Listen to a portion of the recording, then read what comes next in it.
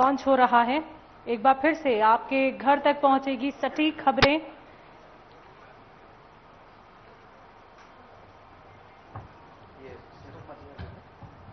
तो बिहार की राजनीति में युवा नेतृत्व का एक उभरता हुआ चेहरा, जन जन की बात को मजबूती से रखने वाले, अपने पिता जीतन राम मांझी की विचारधारा को आगे बढ़ाने वाले, समाज और विकास की नई राह दिखाने के लिए प्रतिबद्ध नेता। मैं जिनकी बात कर रही हूं उनका नाम है डॉक्टर संतोष कुमार मांझी। मंत्री राज्य सरकार में हिंदुस्तान आवाम मोर्चा के राष्ट्रीय अध्यक्ष हैं। तो जोरदार तालियों से स्वागत करेंगे डॉक्टर संतोष कुमार मांझी जी का।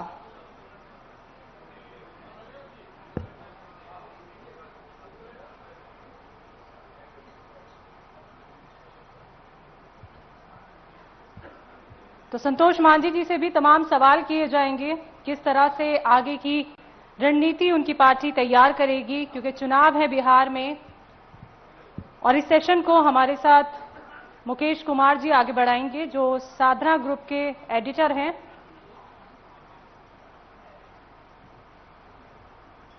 तो थोड़ा सा इंतजार, उसके बाद हमारे समक्ष होंगे संतोष कुमार मांझी जी।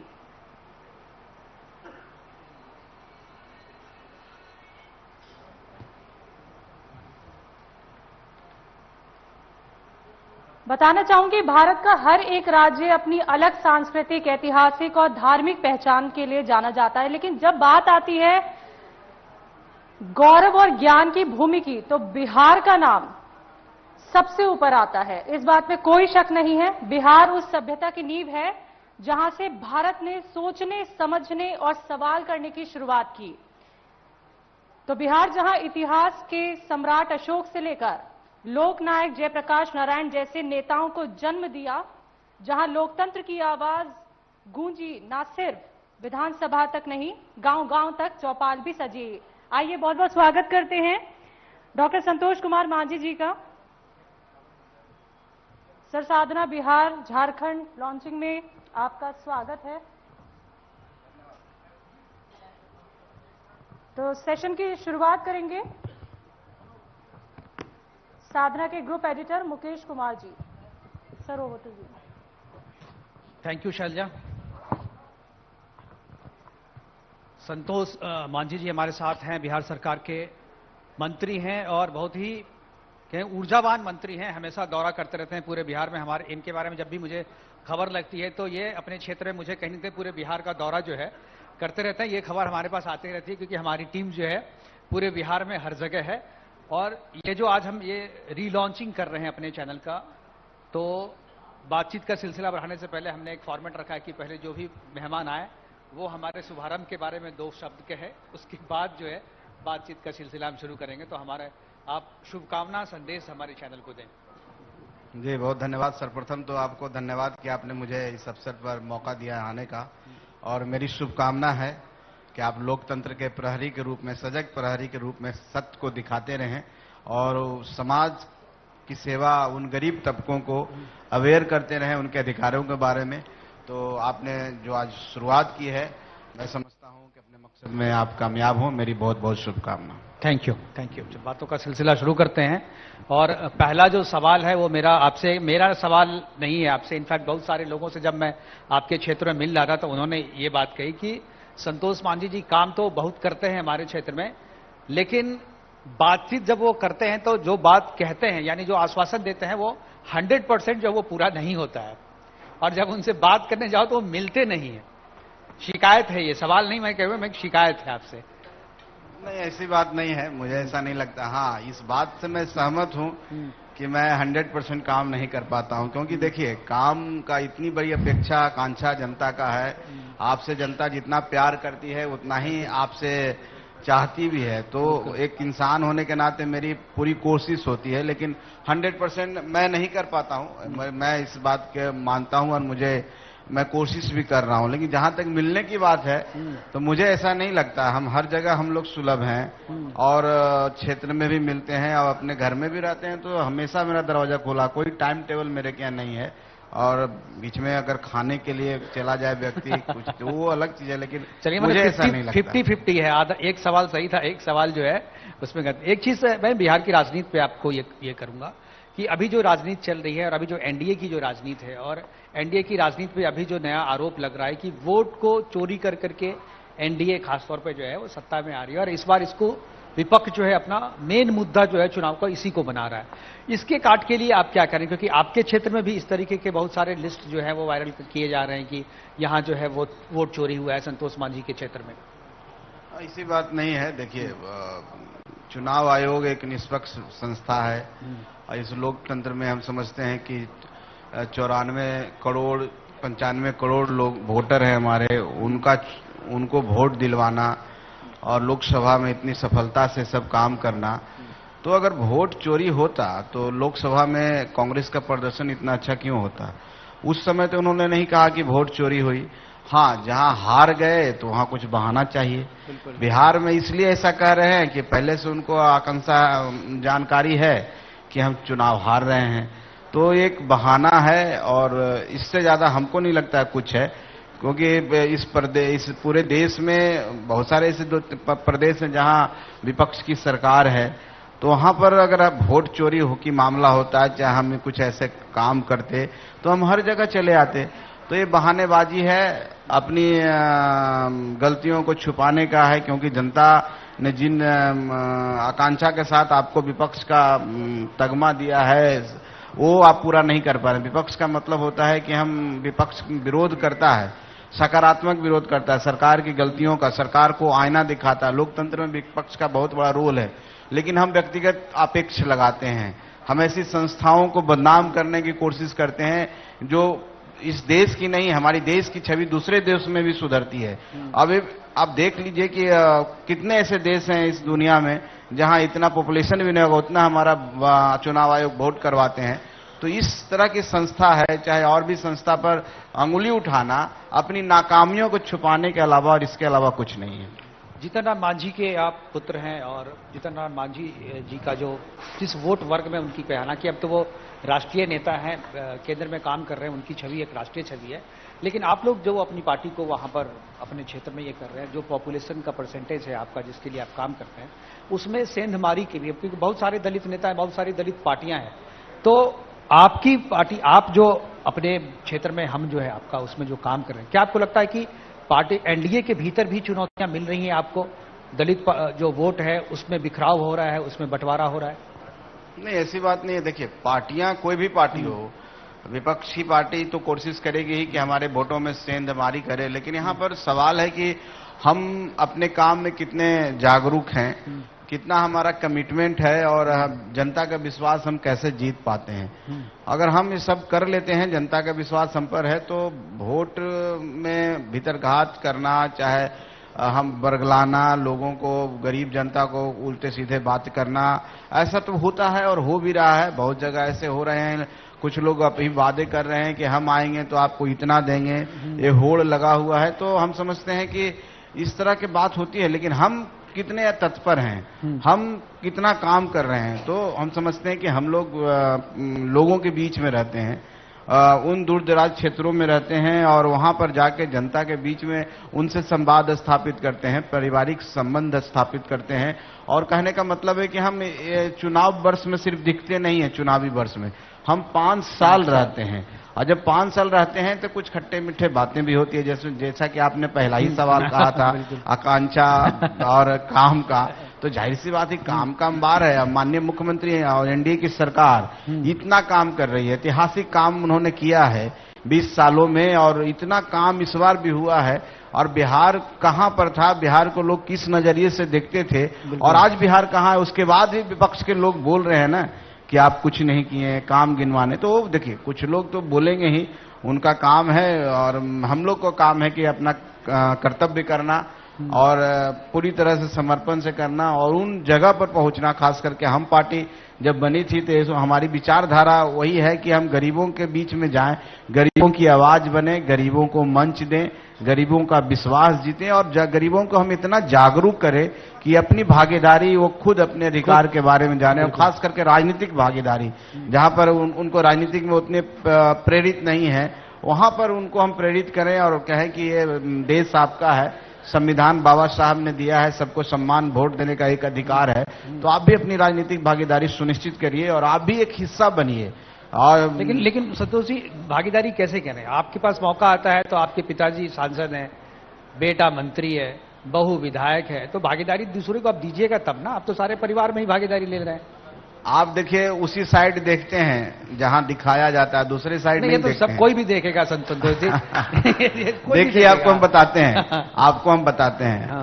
अब अगर मेरी पार्टी की बात करते हैं तो हम 7 सीट पर लड़े हैं। हाँ। और उस समय 2 सीट पर हमारे परिवार से हमारे पिताजी चुनाव लड़े और एक और लड़े।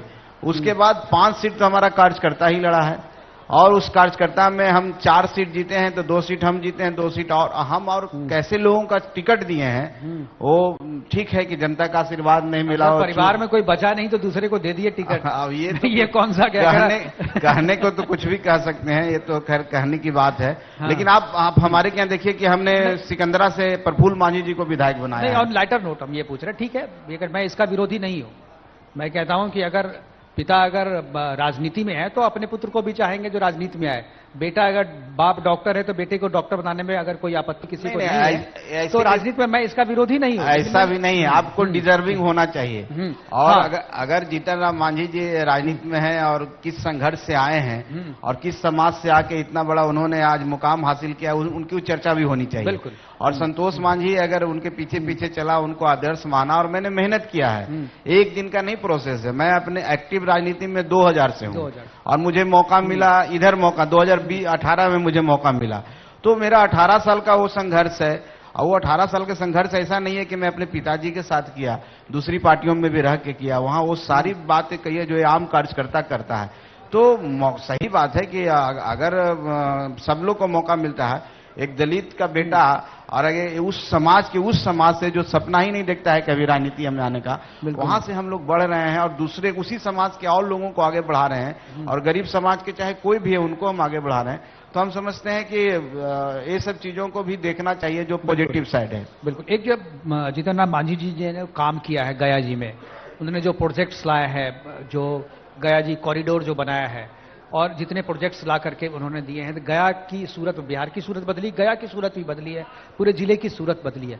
क्या आपको लगता है कि ये चीजें जब जो काम जीतन राम मांझी जी ने किया है, उनके काम का असर आपको काम करने में आसानी होती है, क्षेत्र में आपको लोगों को फेस करने में आसानी होती है, उनके काम का आपको फायदा मिल रहा है? निश्चित तौर पर संतोष मांझी का जो भी आज अस्तित्व है हमारा रिफ्लेक्शन है। तो निश्चित तौर पर हमारे पिताजी एक वट वृक्ष की तरह हैं, छायादार वृक्ष हैं, जो उनकी छाया मुझे प्राप्त होती है। और गया में उनके कार्यकाल में ऐतिहासिक काम हुए हैं। माननीय प्रधानमंत्री जी को धन्यवाद देते हैं, मुख्यमंत्री जी को, कि जब वो बने हैं तो ऐसे बहुत सारी परियोजनाएं गया में धरातल पर आई है। चाहे विष्णु कॉरिडोर हो, बुद्धिस्ट कॉरिडोर हो, चाहे 6 लेन रोड की बात हो, इंडस्ट्रियल हब की बात हो, ऐसे अनगिनत काम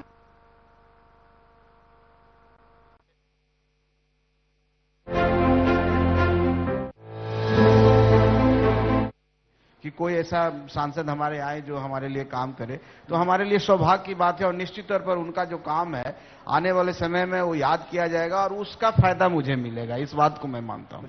अभी जीतन राम मांझी जी का 2 दिन पहले एक बयान आया था कि एनडीए में 100 सीटों की दावेदारी उन्होंने की है, तो क्या 100 कैंडिडेट देंगे? आप हैं आपके पास 100 कैंडिडेट? देखिए, सवाल आपका कुछ दूसरे ढंग का है। सवाल वो नहीं है कि मेरे पास कितने कैंडिडेट हैं। कैंडिडेट हैं, अगर हम चुनाव में हैं, अगर हमारी राजनीतिक पार्टी है, समाज सेवा में है, तो क्या हमारे पास 243 कैंडिडेट नहीं है? ऐसी बात नहीं है। लेकिन देखिए, गठबंधन की सरकार है और एक गठबंधन में सबके सहयोग से ही सरकारें बनती है, सरकारें चलती भी है। हम अगर दूसरे तरफ भी देखें तो वहां भी ऐसी है। ऐसा नहीं है कि कोई भी पार्टी बिहार में जो भी काम कर रहे हैं वो 243 सीट नहीं दे सकते हैं। लेकिन सवाल है कि बिहार के विकास का सवाल है, बिहार के गरीबों का सवाल है। अब बिहार जिस रफ्तार से प्रगति और तरक्की के पथ पर चल रहा है उसमें ब्रेक न लगे सवाल है। और सबसे बड़ा बात है कि विचारधारा, और हमारे पास जो नेता हैं आदरणीय नरेंद्र मोदी जी और माननीय मुख्यमंत्री नीतीश कुमार जी, तो ये चीज है जो एक कॉम्बिनेशन है, जो विकास का कॉम्बिनेशन है। इसमें हम कभी बाधा नहीं होना चाहते। हाँ, पार्टी के तौर पर जीतन राम मांझी जी एक संरक्षक हैं और पार्टी के कार्यकर्ताओं का डिमांड उनके पास रहता है। तो सब कोई चाहता है कि हम जितना थे उससे आगे बढ़ें, पार्टी हमारी और आगे बढ़े, और उसके लिए डिमांड करना, उसके लिए बोलना हम नहीं समझते हैं कि कोई गलत बात है। ये स्वस्थ परंपरा है और हम लोग जितना मेहनत करते हैं, मुझे आशा है कि एनडीए में हम सबको सम्मान के साथ हैं और सम्मानजनक सीटें भी मिलेगी और हम सम्मान के साथ आगे 5 साल सरकार के साथ बिहार के विकास करेंगे। सर, दो नेता बिहार में हैं जो दलित की राजनीति करते हैं। एक चिराग पासवान जी हैं, जीतन राम मांझी तो हैं ही, मुकेश सहनी जी अभी जो है बहुत उभरते हुए नेता है। आपको इन दोनों नेता में से अगर चुनना हो कोई एक नेता, तो अपनी पसंद के हिसाब से नंबर 1 नंबर 2 किसे कहेंगे? देखिए, अगर बोलेंगे तो स्वाभाविक है कि हम किनको नंबर देंगे तो आप भी जानते हैं, लेकिन आप दूसरे हम नहीं जानते सर, इसीलिए पूछा है आपसे। हम नहीं जानते। आप सब समझते हैं, लेकिन देखिए यहां पर प्रतिस्पर्धा है ही नहीं। हम क्या कर रहे हैं कि समाज के उस तबके को जिसको अनुसूचित जाति बोला जाता है, जो गरीब तबका है, जो हर क्षेत्र में ह्यूमन के जो मानवता का जो इंडिकेटर्स होते हैं, उसके डेवलपमेंट विकास के इंडिकेटर, उसमें हर क्षेत्र में हम पीछे हैं। अब वो चिराग पासवान जी जिस समाज से आते हैं, जीतन राम मांझी जी जिस समाज से आते हैं, हम अलग अलग क्यों बांटते हैं किसी को, क्यों रैंकिंग कर रहे हैं? हम सब एक काम कर रहे हैं, गरीबों की सेवा कर रहे हैं, गरीबों की आवाज बनने की कोशिश कर रहे हैं। माननीय स्वर्गीय रामविलास पासवान जी ने कहा, क्या बोला था कि हम उस घर में दिया जलाने जाए जहां बरसों से अंधेरा था। तो क्या मतलब सिर्फ पासवान जाति के घर में वो कर रहे हैं? वो मुहैया मुसर भी है, उसमें डोम चमार बातर सब जितने सब है। तो जीतन राम मांझी हो चाहे चिराग पासवान हो, उनका कलेक्टिव एफर्ट है कि बिहार के उन गरीबों को, वो सिर्फ SC ST नहीं, हम उनके लिए काम करें। और जब तक आप एक होके काम नहीं कीजिएगा और इसी तरह सवालों में घिरे रहिएगा और इसी तरह के मनोदशा में रहिएगा, तो आपका जो एफर्ट है वो डिवाइड हो जाएगा और हम वो काम नहीं कर सकेंगे जिसके लिए हम आए हैं। सिर्फ बातें करने से नहीं ना काम होता। इसलिए हम समझते हैं कि हम सब मिल करके एनडीए का हिस्सा हैं, हम सब मिलकर के गरीबों को आगे बढ़ाना है। उसमें एनडीए के सभी साथी जो भारतीय जनता पार्टी एनडीए के हिस्सा नहीं है, अभी तो नहीं है। अभी नहीं है मतलब अब आगे भविष्य में क्या होगा इसकी जानकारी ना हमें है ना आपको है, लेकिन राजनीति है, हो सकता है हमारे हिस्सा होंगे, हम स्वागत करेंगे। अच्छा, इसीलिए आप कुछ नंबर 1 नंबर 2 नहीं बता रहे हैं? नंबर का सवाल ही नहीं है। हम नंबर क्यों करें, हम एक हैं ना। हम अलग, हम अपने को देखते ही नहीं। देखिए बिहार में अगर आप सिर्फ दलित की बात करते हैं तो दलित SC ST मिला के 20% 21% के आसपास हम लोग हैं और 21% एक बड़ा सा ताकत होता है और उस 21% को आप 4 भागों में बांट देना चाह रहे हैं। क्यों? हम नेता हो सकते हैं, 10 नेता हो सकते हैं, लेकिन 10 नेता एक ही कार्यक्रम है ना, उनको जागरूक करना, उनको वो सम्मान दिलाना जिसके वो हकदार है, जो आज तक उनको नहीं मिला। आप तो हम पे इल्जाम लगा रहे हैं, हम बांट रहे हैं। आप लोग एक हो जाइए ना, हम तो स्वागत करेंगे। हम सब एक तो हैं। आप एक कहा, एक ही पार्टी में होना चाहिए ना? नहीं, हम एक हैं। आप ना एक गठबंधन में है ना एक पार्टी में है और बोल रहे हैं हम बांट रहे हैं। भाई मीडिया क्यों बांटेगी? हम तो एक ही गठबंधन में, हम कहां लगा। आपने सवाल कर रहे हैं ना, आप शंका लोगों के मन में डालना, ऐसी कोई बात नहीं है। हम सब एक हैं। देखिए विचारों की भिन्नता होती है और ये स्वस्थ परंपरा है लोकतंत्र में। हम किसी मुद्दे को लेके, किसी योजना को लेकर के हमारे विचार अलग हो सकते हैं, लेकिन जो हमारा टारगेट एरिया है, जो हमारा काम है और हम जिसके लिए पार्टी बनाए, चाहे हम राजनीति में आए, वो सब एक है। तो हम वहां पर तो एक हैं ही। कहीं पर होता है वो तो घर परिवार आगे पीछे सब होता रहता है, तो उसको ज्यादा तजब्बुर नहीं देना चाहिए। हम सबको ये सोचना चाहिए कि हमारा मकसद क्या है, हमारा गोल क्या है। चलिए ठीक है, चिराग जी और मुकेश जी के बारे में आप नहीं बोलेंगे, प्रशांत किशोर के बारे में कुछ बोलेंगे? देखिए प्रशांत किशोर जी भी मेहनत कर रहे हैं और बिहार में कुछ सीख रहे हैं। वो किसी दूसरे विद्या में माहिर थे और वहां पर वो काम कर रहे थे। उनकी ख्याति दूर दूर तक देश दुनिया में ख्याति है। अभी नया आए हैं और इस क्षेत्र में काम कर रहे हैं, अभी सीख रहे हैं। हम समझते हैं ये चुनाव उनको कुछ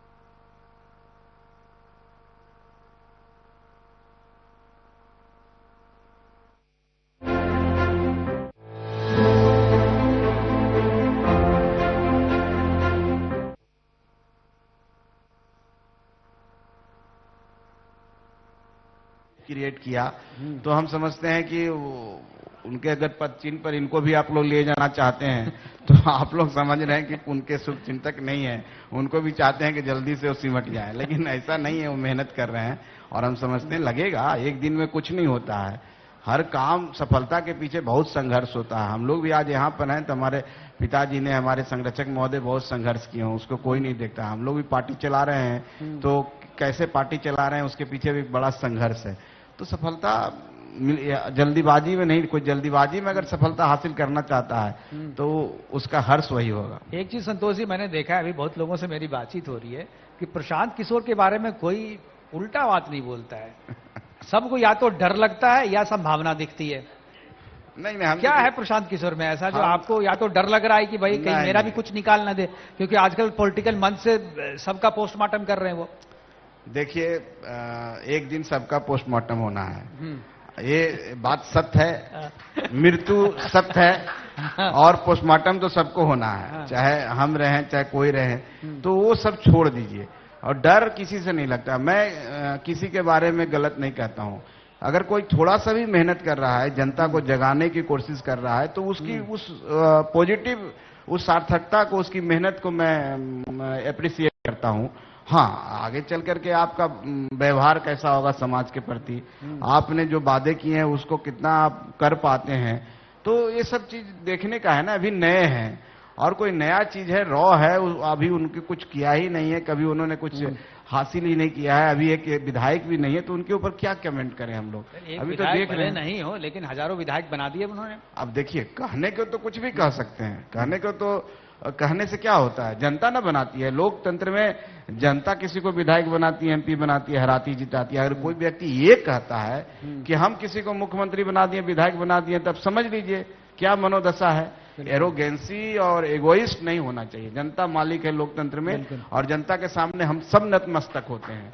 और आज भी हम कहते हैं, हम क्षेत्र में भी जाते हैं, हमारे विरोधी लोग होते हैं जो विधानसभा की बात करते हैं तो उल्टे सीधे व्यक्तिगत आरोप आपेक्ष लगाते हैं हमारे ऊपर, लेकिन हम तो कोई भी किसी के ऊपर नहीं लगाए। हम कहें कि वो भी मेरे भाई हैं और वो भी बेचारे कोशिश कर रहे हैं कि यहाँ के विधायक बने और जनता की सेवा करें। अब जनता को डिसाइड करना है कि हमारा बड़ा सेवक कौन है। संतोष मान जी हो सकता है, कोई और हो सकता है, तो हम उस में नहीं रहते हैं।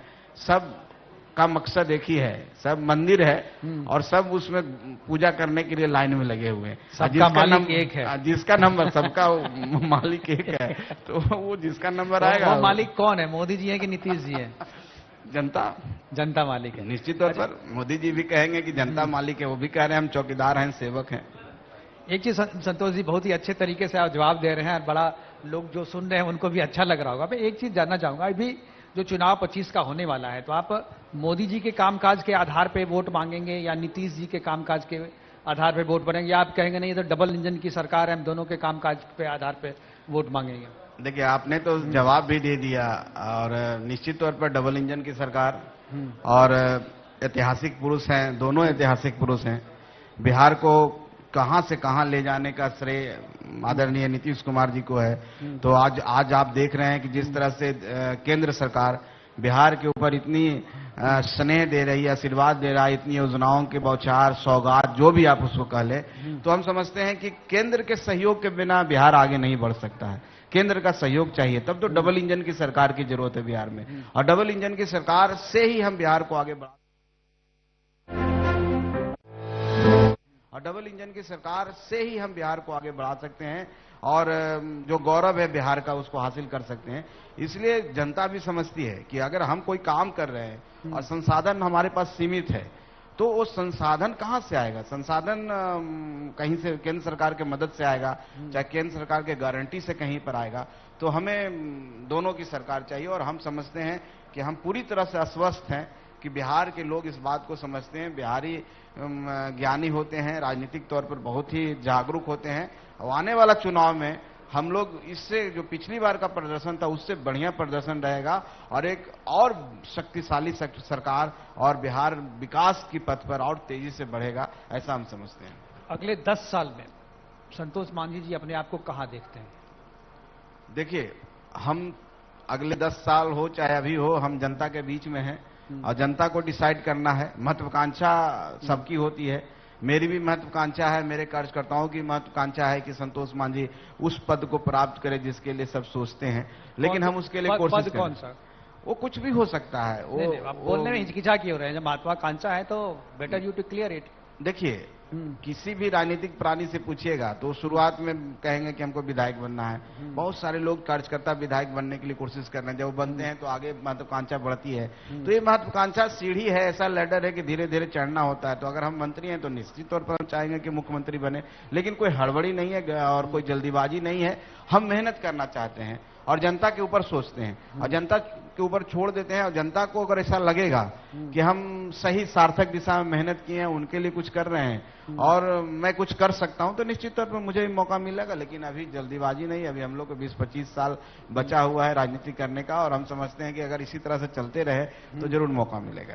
चलिए, थैंक यू हमारे साथ जुड़ने के लिए संतोष मांझी जी। बहुत धन्यवाद। जो आप सोच रहे हैं वो सोच वो आपकी इच्छा पूरी हो और अभी विधायक से मंत्री बने, मंत्री से मुख्यमंत्री बने, मुख्यमंत्री के बाद आप प्रधानमंत्री की रेस में भी जाए, हमारी ऐसी शुभेच्छा है। और एक और सेशन है हमारे सर यहाँ पे कि जनता से कुछ सवाल लेते हैं। जनता अगर कोई सवाल पूछना चाहे संतोष मांझी जी से तो पूछ सकते हैं। जी, कोई जनता है?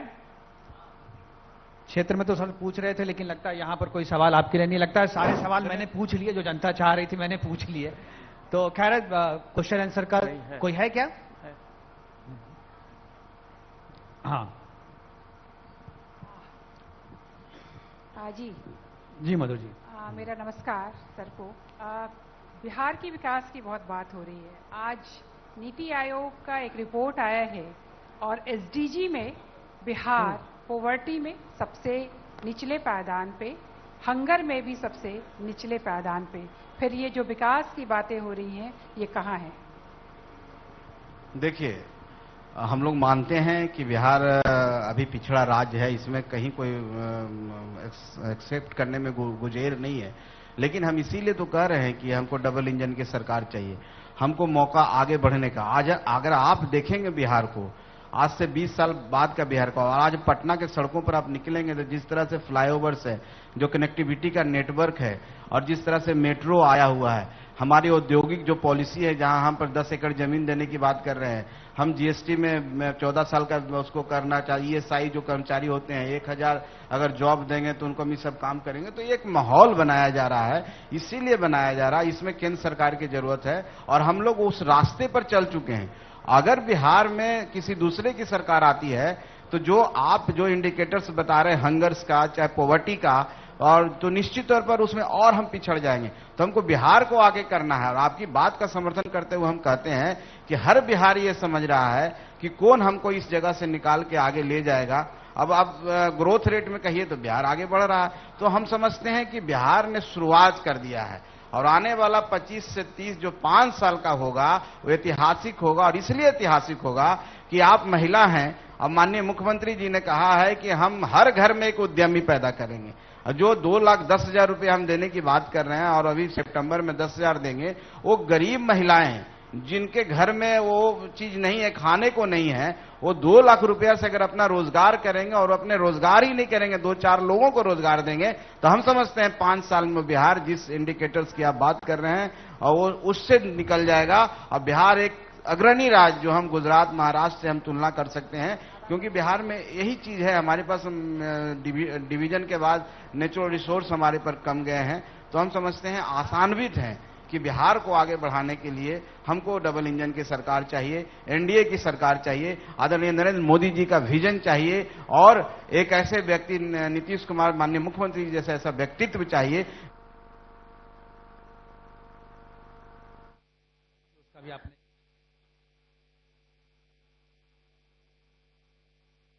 राजा जी सम्मानित करेंगे हमारे जो यहाँ के संरक्षक है कृष्ण मोहन महतो जी।